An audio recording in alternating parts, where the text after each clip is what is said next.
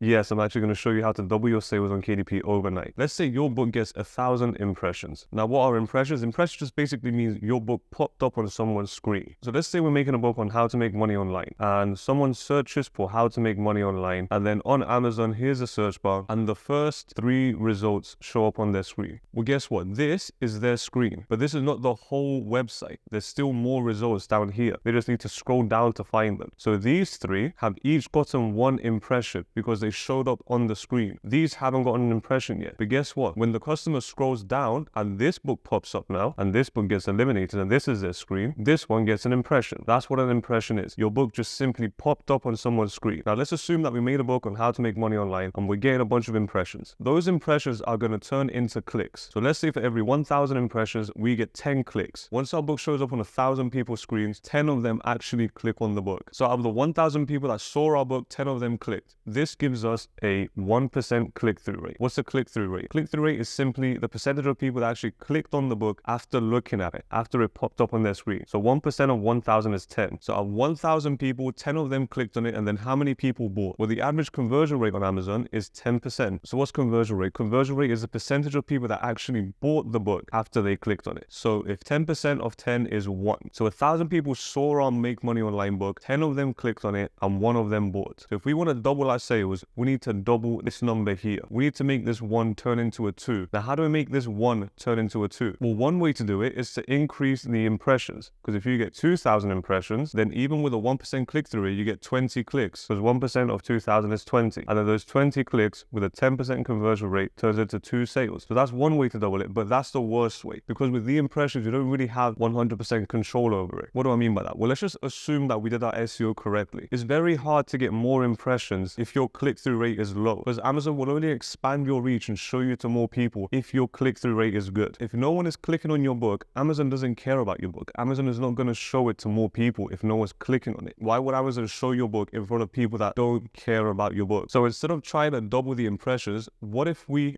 double our click-through rate? Well, here's what happens if we double our click-through rate. Let's say we still get 1,000 impressions, but our click-through rate is 2%. Now, what's 2% of 1,000? 20. And what's 10% of 20? 2. So now we just doubled our sales simply by doubling our click-through rate. But how do you double your click-through rate? That's the important question. And I'm going to show you exactly how to do that now. So the best way to double your click-through rate is to change your book cover. Your book cover is the most important thing when it comes to publishing. You can get almost everything wrong, but if you have an amazing book cover, people will still buy your book. I've seen books that are terrible. No one should ever buy them. But because their book cover was good, people were buying them. I saw a basketball book made with AI talking about Shaquille O'Neal's football career, and people still bought the book because the cover looked good. But guess what? Shaquille O'Neal never had a football career. He only played basketball. So even though the book was super low quality, the cover was really, really good, and people still bought. So how do you make a really, really good cover? Well, you guys have been begging me to show you how to make a book cover, and it's actually super, super simple. There's only 2 steps you need to take. If you take these 2 steps, it will be very hard for you to not make a good book cover. Your book covers will drastically change, literally overnight, if you do these 2 steps correctly. So what's the first step? Well, let's say you search for how to make money online on Amazon. So this is your computer screen. I'm going to make 2 because there's 2 variations. Sometimes this is a search bar. Sometimes the results will show up like this. These are the books, title, and then a little description. Title, description, title, description. Other times the books will show up like this. This is a search bar, and then you have a book, book, book, book, and then you have title, description, title, description, title, description. Either way, the same thing applies. Someone searches make money online on Amazon. What's the first thing they want to do? Someone goes on Facebook. What's the first thing they want to do? Someone goes on YouTube. Someone goes on Netflix. What's the first thing everyone does as soon as they land on a website? Doesn't matter what website it is, doesn't matter what app it is. But the first thing they want to do is scroll. That's the only thing they care about. They search for something and they scroll. But what happens when they scroll? Well, if this is your book, when they scroll, your book leaves their screen. That's not what you want. They can't click on your book if your book is not shown on their screen. So you need to do something that's so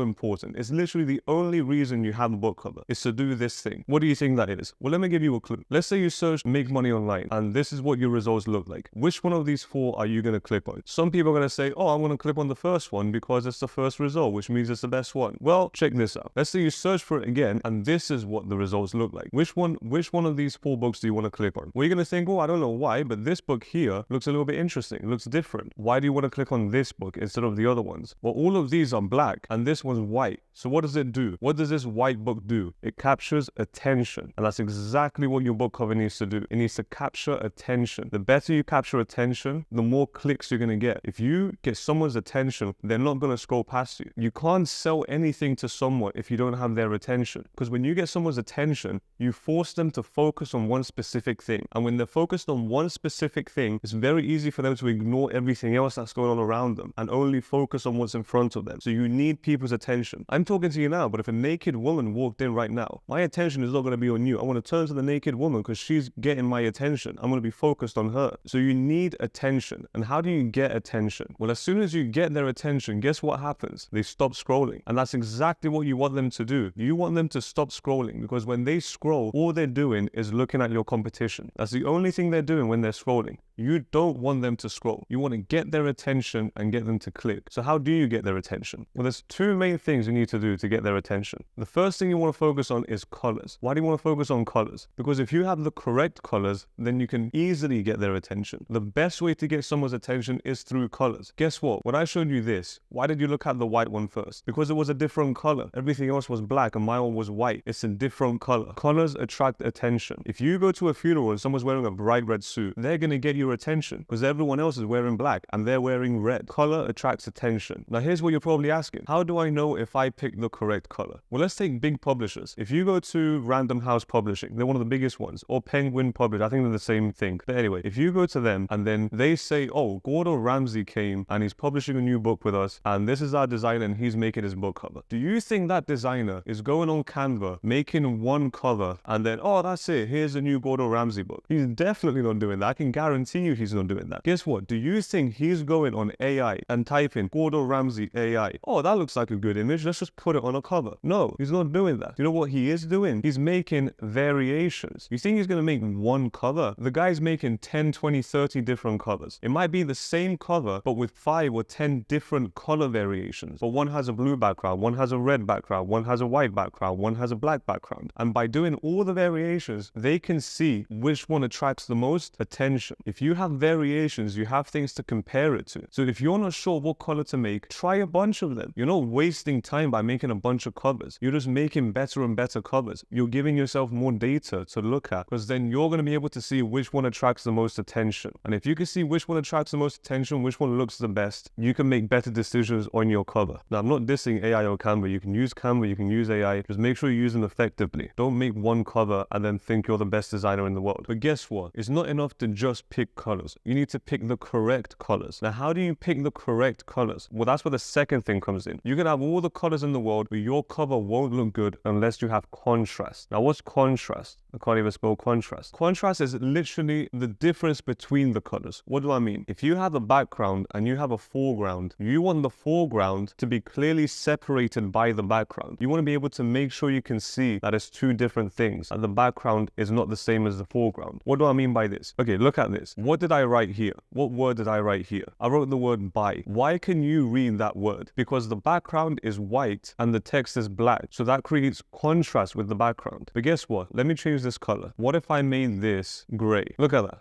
Which one can you read clearer? This one or this one? Obviously the black one. Why? Because there's contrast with the background. This has almost no contrast. You can barely read it. You need to try to read it. This one is effortless. So you want high contrast. And the only way you can get high contrast is by having the correct colors. So how do you pick the correct colors? How do you figure out the best colors that have the best contrast? Well, the colors with the most contrast are opposite colors. What do I mean by opposite colors? Well, do you know the Michael Jackson song? Da, da, da, da, da, da, da, it don't matter if you're black or white. Exactly. Black and white are opposite colors. That's why it works so well. That's why this white background works well with black text, because they're opposite colors. Now, what's the opposite of red? Blue. So red and blue are opposite colors. If you have a red background and you have blue text, it's going to be clear to read. And that's what contrast does. It makes things clear to see, clear to read. Let me show you an example. High versus low contrast. Look at this. Which one can you read? You instantly read the green one first. Why? Because there's a clear separation between the text and the background. But with this one, you have to really look at it. There's no contrast. It's not easy to read. Why is it not easy to read? Well, it's super simple. For something to be easy to read, it needs to be opposite colors, which means if you have a light background, you're gonna have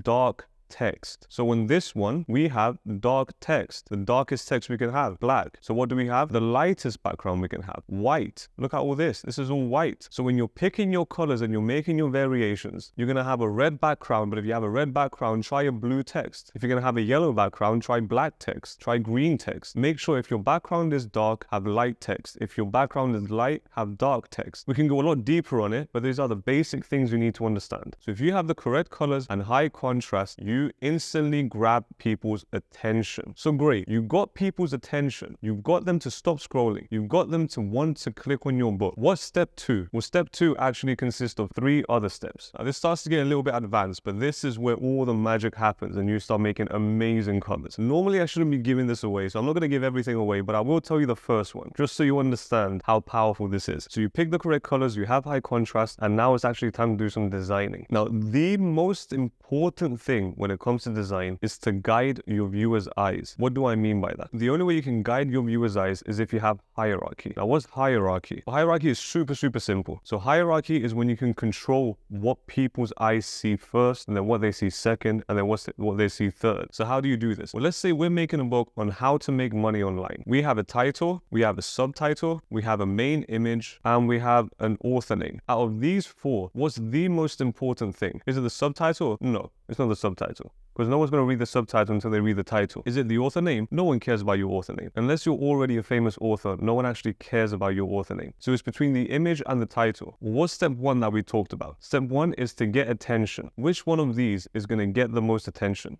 Your title or your image? Well, your image is going to get the most attention. So it's automatically the most important thing. So this is the number 1 most important thing. What's number 2? Number 2 is your title, because that's what you want people to read after they see your image. So number 3 is your subtitle, because that further explains the title, tells the shopper what the book is about. And then 4th is your author name. So here's the thing with hierarchy. You want the most important thing to be the biggest thing and the least important thing to be the smallest thing. What do I mean? Let's say this right here is your book cover. If your image is the most important thing, it needs to take up the most amount of space. So let's say I draw this box. This right here is your image. This is how much space your image is going to take. But what's the second most important thing? Your title. So let's say this box is how much space your title takes. This is your title. What's the third most important thing? Your subtitle. So guess what? This has to take less space than the title. And so this is your subtitle. And finally, the least important thing is your author name. So what is this going to do? This is going to take the least amount of space. This is your author name down here. So look at these boxes. This is the biggest box, which is your image. This is the second biggest box, which is your title.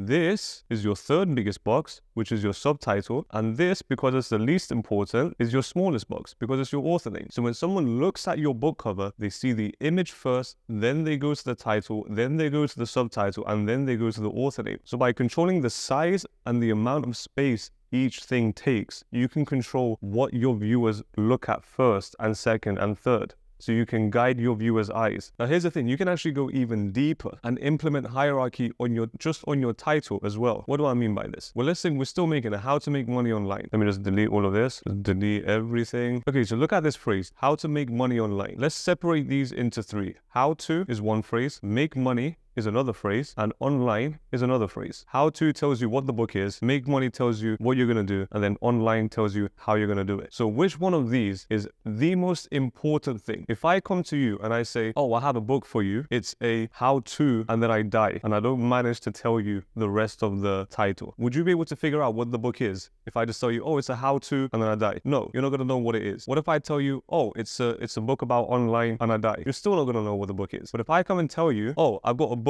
about making money, and then I die, you're like, oh, that's interesting. It's about making money. It's a desire that you want. You don't really care about the how to. You don't care about that it's online, but making money is the most important thing. So what do we say about hierarchy? If it's the most important thing, it's the biggest thing. So because this is the most important, this needs to be the biggest thing. This is number 1. What's the second biggest thing? What's the second most important thing? Is it the how to or the online? Is it what the book is, or is it how you're going to make the money? Well, it's how you're going to make the money. So this is the second most important thing, which leaves the how to for the the third most important thing. So now that we know the importance of each section of our title, when we're making our book cover and it's time to put the title, how can we do it? If the phrase make money is the most important phrase, we're going to make it the biggest phrase. It's going to take up a lot of space on the cover. So let's say this is what it looks like. Make money. So what's the second most important thing? Second most important thing is online. So online needs to take less space than make money. So it needs to be smaller. So we can have this here. That's supposed to be an E. And last thing is how to. So let's put how to very small. Well, check this out. If this wasn't book cover, look at what it looks like. That's your title. You see, how to is small. Make money is the biggest one because this is what's going to capture attention. You want what's going to capture attention to be the biggest thing